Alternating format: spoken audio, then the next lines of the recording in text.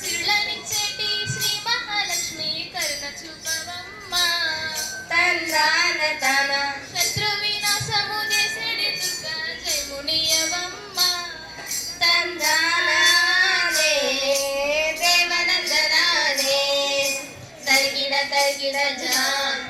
అక్క ఈరోజు ఏ కథ చెప్పబోతున్నావే? ఏదో చెప్పబోతుందిలేరా. ఏ రాజు కదో, ఏ రాణి కదో, ఏ బీత కదో. అదేంటక్క, కథలన్నీ పాత కథలు అయిపోయాయి కదా, కొత్త కథలు చెప్పరాదే? ఏరా పాత అంటే రోతగుందా? అయితే పాత బంగారం, వెండి గొలుసులు ఇవన్నీ తీసి బయట పడేస్తావా ఏంటి? అందరికి ఇదొక ఫ్యాషన్ అయిపోయింది. పాతలేదు ఈరోజు తమ్ముడు అడిగినట్లే కొత్త కథ చెప్తాను. చెక్లై చాలే బడై. ఇది పేద ఇంటిలోన పుట్టి పెరిగిన పైడి బొమ్మ కదరా. సంజరు పొందిన చక్కనమ్మ కదరా.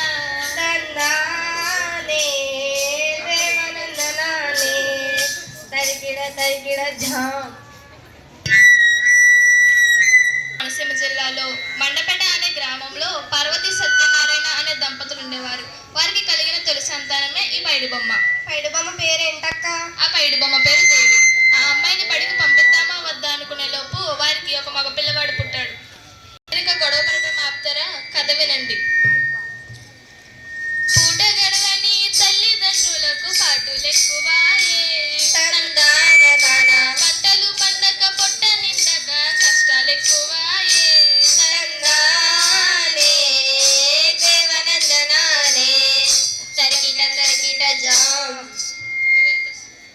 ఉన్నటువంటి డాక్టర్ పిఎస్సిఎం జడ్పీహెచ్ఎస్ స్కూల్ అయినటువంటి కొత్తగా వచ్చిన ప్రధానోపాధ్యాయులైనటువంటి ఇంగర వెంకటరాజు గారు, ఆయనతో పాటు మరికొంతమంది కొత్తగా వచ్చిన టీచర్లు బదిలీపై వచ్చారు. చెప్పక్క.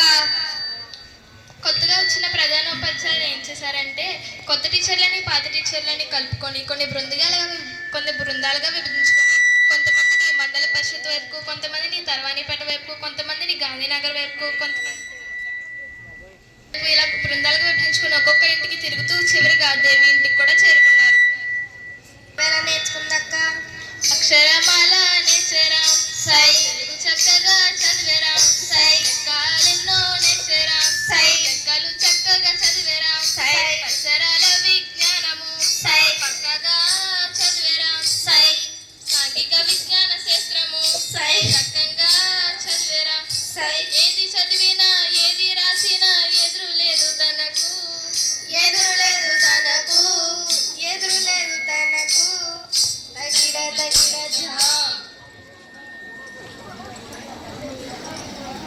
ఇంతకీ ఆ అమ్మాయి ఏమేం పనులు చేసేదక్క?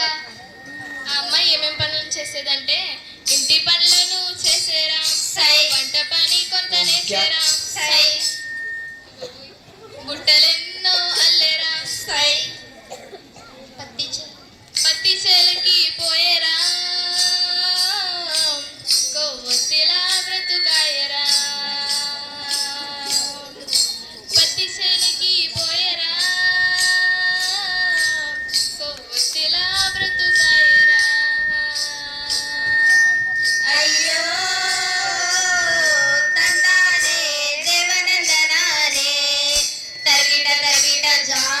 క్లాస్లో పాస్ అయ్యింది. తర్వాత ఇంటర్ కూడా పాస్ అయ్యి డిగ్రీలో చేరింది. అయ్యో, డిగ్రీ ఏంటక్క? ఇంజనీరింగో ఎంబీబీఎస్ చదవచ్చు కదా, ఇంకా సీట్ రాలేదా? అది కాదు తమ్ముడు, పోటీ పరీక్షల్లో నెగ్గి ఏ మండల అభివృద్ధి అధికారిగానో ఏ జిల్లా అభివృద్ధి అధికారిగానో అవ్వాలనేది ఆమె సంకల్పం. తనలాంటి ఆడపిల్లలందరికీ అండగా నిలవాలనుకున్నది ఆమె కోరిక. అట్లా అవ్వాలంటే ఏం చెయ్యాలక్క? అట్లా అవ్వాలంటే దొన్నపోతు లెక్క తిని మండిపోతు లెక్క పడుకోరాదురా. నువ్వు చాలా లెక్క, నువ్వు చెప్పక్క. పట్టుదల తన ఆయుధమైతే విజయం తన బానిస అవుతుంది. పట్టుదల తన ఆయుధమైతే విజయం తన బానిస అవుతుంది అని పెద్దలు చెప్పినట్లే దేవి తన అనుకున్నది సాధించి 2 సంవత్సరాలలో అదే ఊరికి మండల అభివృద్ధి అధికారిగా చేరింది. ఆ తర్వాత ఏం జరిగిందక్క? తర్వాత ఏముంటుంది, ఇటు ఆడపిల్లలందరికీ అండగా నిలుస్తూ అటు ప్రజలతోనూ అటు ప్రభుత్వంతోనూ జేజేలు అందుకుంది. చివరగా మీ అందరికీ ఒక చెప్తాను వినండి. ఆడపిల్లలను చిన్న చూపుతో చూడరాదు. అరే చూడరాదు బాయి. అన్నింటిలోనూ అవకాశాలను కల్పించాలోయి. అవును కల్పించాలోయి. ఆడపిల్లలను చిన్న చూపుతో చూడరాదు బాయి. అరే చూడరాదు బాయి. అన్నింటిలోనూ అవకాశాలను కల్పించాలోయి. అవును కల్పించాలోయి. చివరిగా మీ అందరికి నేను చెప్పేది ఏంటంటే, దేవి లాంటి ఆడపిల్లలు ఊరికి ఒకరున్న ఊరు బాగుపడుతుంది, తర్వాత మన దేశం కూడా బాగుపడుతుంది.